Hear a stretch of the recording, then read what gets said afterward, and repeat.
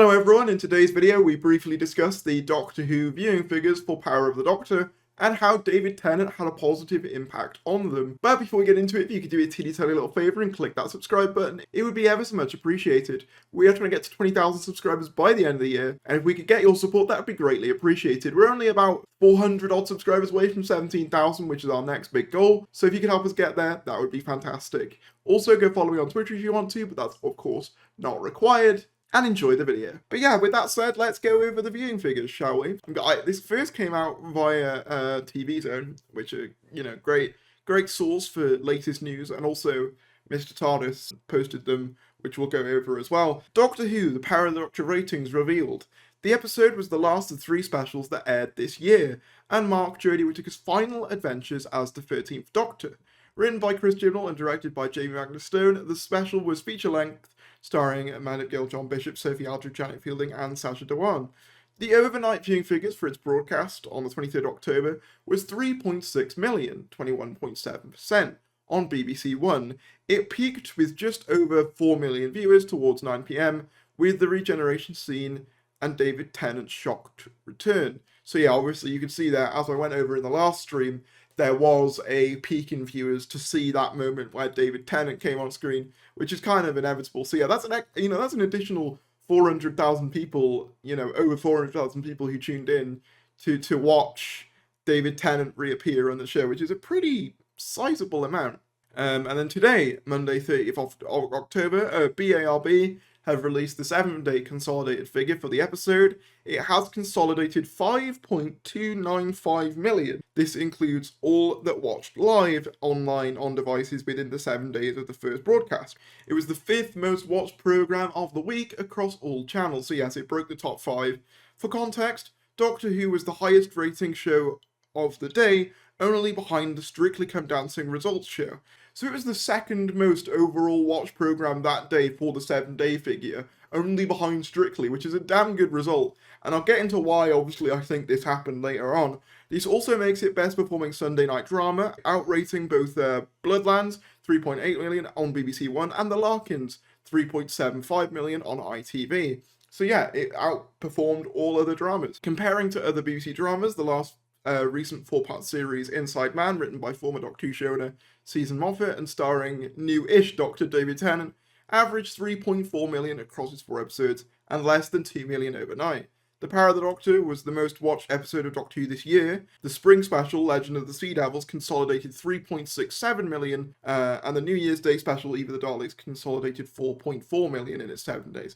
So yeah, you can see there a sizable jump, and I obviously, I'm going to get into why I think this was in just a sec, but yeah, you can see here, according to the Mr. TARDIS thing, so this was full screen viewing for the programmes, and you can see there Doctor Who 5th place of the week, and then for the day it was broadcast, it was 2nd apparently. So yeah, it did really well overall. And I think a key reason for this, and obviously, it's hard to exactly quantify, what the reasoning was, people tuned into an individual broadcast, but I think it's pretty safe to say that David Tennant's return had a huge impact on the consolidated figures, over 2 million additional people tuning in from the average figure, I think is in large part due to the buzz surrounding David Tennant as the Doctor returning to the role. Obviously, I don't know about you guys, but when that happened last Sunday, I saw that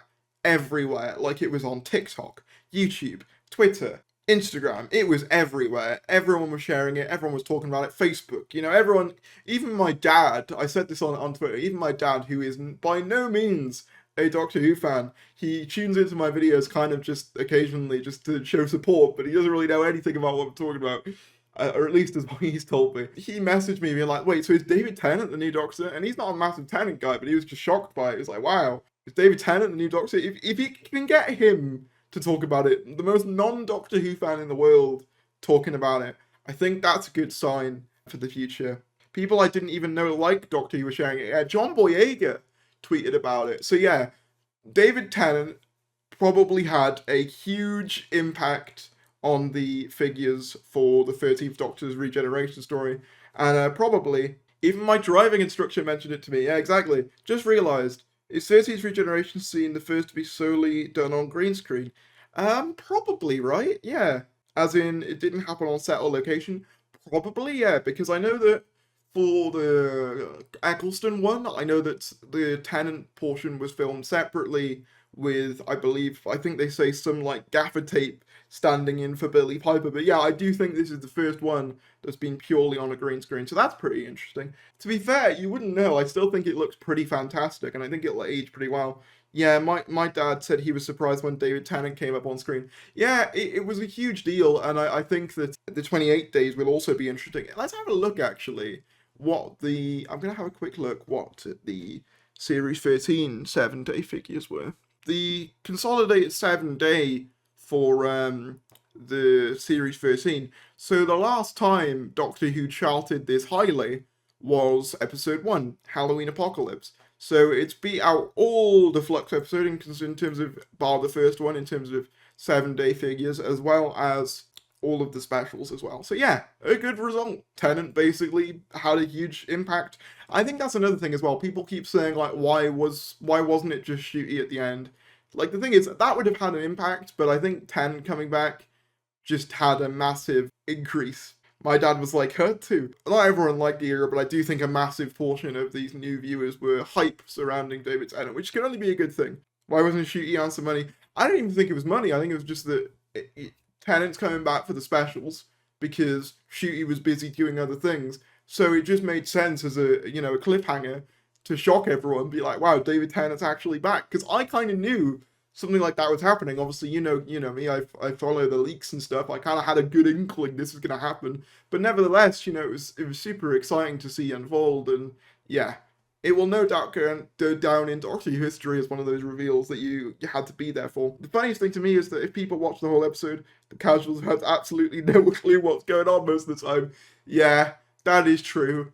I did hear of people just tuning in to see the regeneration, which I saw some people sort of scoffing at, but like at the end of the day, for some people, David Tennant is their Doctor. They might not have got on board with the Chibnall or even Moffat eras. That's still cool. I think we should allow anyone who's left the fandom to come back in, just because, like, oh, they haven't watched since Tennant. Like, I've seen a lot of gatekeeping, basically, and I don't think that's fair, If people want to watch Tennant, that's fine, Or at least we thought Shooty was too busy. That trailer heavily suggests otherwise. I still don't think that Shooty will have a major role, even if he's in it.